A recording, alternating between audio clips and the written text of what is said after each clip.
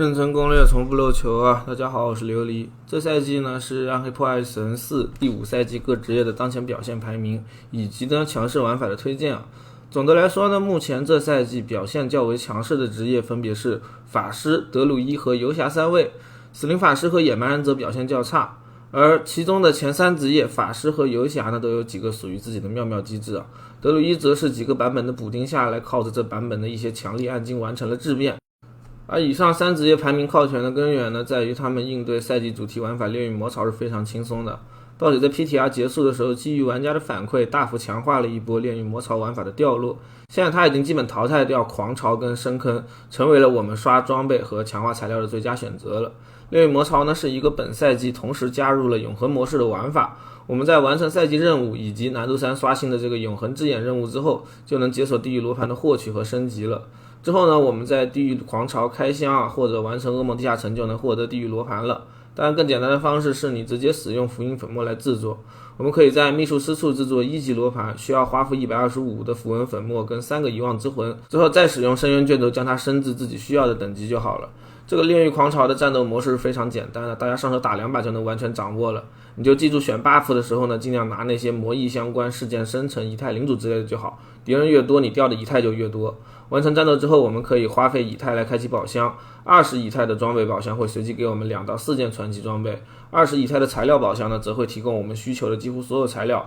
包括各种宝石碎片、草药、银物水晶、遗忘之魂、天使之息、深渊卷轴，甚至还有闪光人柱、名誉石和强化材料。你打通2级以上的罗盘之后，就能多开一个60以太的装备箱子了，只能开启1次，但会给你大量的装备，其中呢还一定含有几件太古的装备。如果你不缺以上资源，也可以选择把剩下的以太全部都换成金币。如果你纯粹换金币的话，高难度一把可以收获3000万到1亿的金币。我目前打起来呢，罗盘收益层数最高的是7成，因为这个层数的材料箱可以开出25奈瑟斯，比60层的23英格式收益高了3倍。基本上你打2趟7成就能给1件装备强12了，运气好的话你还能顺便点出7、8个名誉石。如果你是为了强化装备的话，它的收益是完爆深坑的，所以这个版本基本上不用去讨论那些速刷101的强度了8成的血量呢，感觉是7成的10倍，打起来需要很高的输出，得我们装备强化完毕之后再去打。如果你只是为了刷装备的话，那么只要刷4成以上就好了。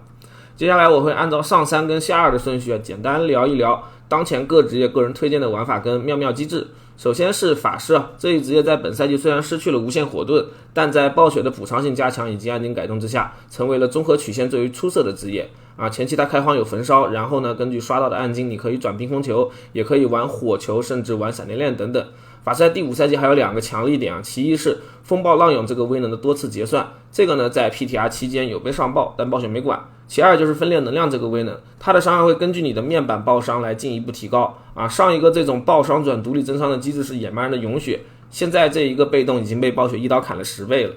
本赛季新入坑法师的朋友可以先焚烧开荒，之后刷到合适的稀有暗金来转型沙耶新发的这一套冰封球电毛玩法。完成赛季旅程你就可以得到电花了，赛季的悬赏榜打满也能得到电花，之后你可以选择去刷200 boss， 也可以选择继续练小号来刷悬赏榜。稀有暗金我建议你先做无形夜空再做军帽。德鲁伊这个赛季的表现也尤为出色，跟法师不同的是他没有啥妙妙机制，纯粹是因为本身的机制跟数值出色举个例子，就是他的传奇节点很多都是要么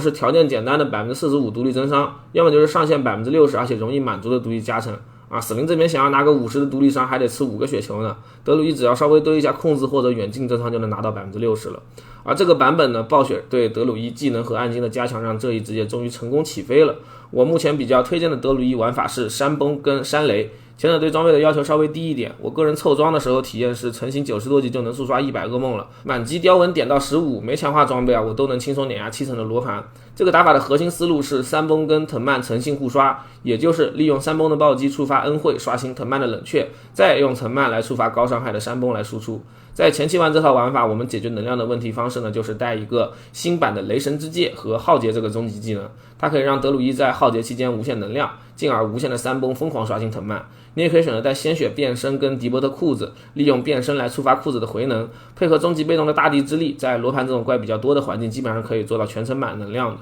当然最简单的能量循环方式就是你去刷一个星空戒指了，这个戒指的50减号可以让我们依靠山崩跟大地之力就实现能量循环，但一般我们刷到星空之后就可以转型山雷了。这个打法的构筑思路呢，就是依靠三崩的大量命中来配合中级被动触发高频率的雷暴输出。回能的方式呢，除了我们前面提到的星界之外还有恩惠的幸运一击回能。如果你没有星界又不想受制于大招冷却，那么你可以试试带一个星光威能来回能。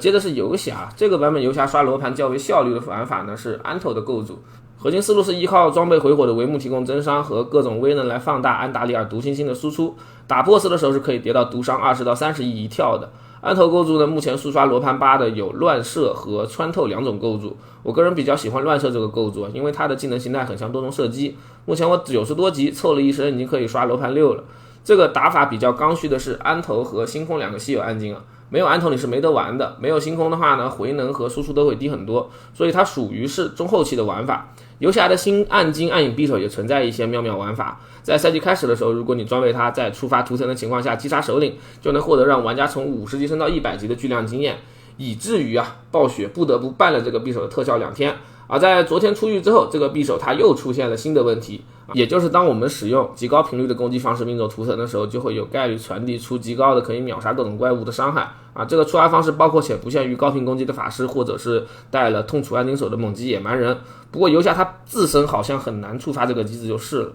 聊完了上3，接下来聊聊死灵跟野蛮人这两个职业在当前版本的强度掉低。死灵这边属于是 PTR 发现的妙妙机制被砍了一半，在 PTR 期间我们装备鬼祟迷雾威能之后，你一直按血雾是可以无限无敌的。这个情况下我们还能偷偷丢点其他技能，本来是打算新赛季用这个机制爽玩一下召唤或者古灵然后黑神话的结果上面它被暴雪砍了一半。现在血雾状态下呢，我们不能放技能了，基本只能给召唤用来挂狂潮或者组队罗盘了，时不时的我们起来丢一个大军然后再召唤骷髅就好了。这种情况下你想要速刷罗盘的话，就得去玩血勇或者是古灵玩法了。其中血勇玩法可以参考小阿天这一套，即使你没有稀有暗金也可以一样单刷罗盘7，但想要去打罗盘8的话你就得转古灵了，可以参考一下秋叶的这套构筑，毕业情况下一发是能炸10几亿的，就是装备非常难凑，而且打起来操作非常多。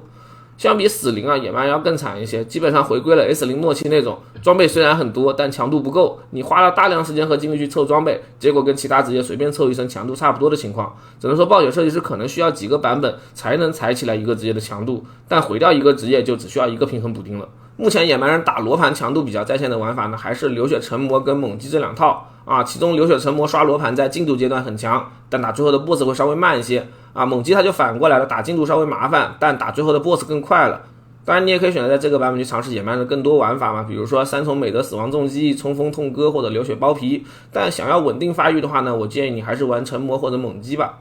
那么以上就是本期视频的全部内容了。这个视频有提及的玩法构筑呢，我晚点也会发在评论区供大家参考。那么我是腹泻一天串了11次的琉璃让我们下期视频再见吧。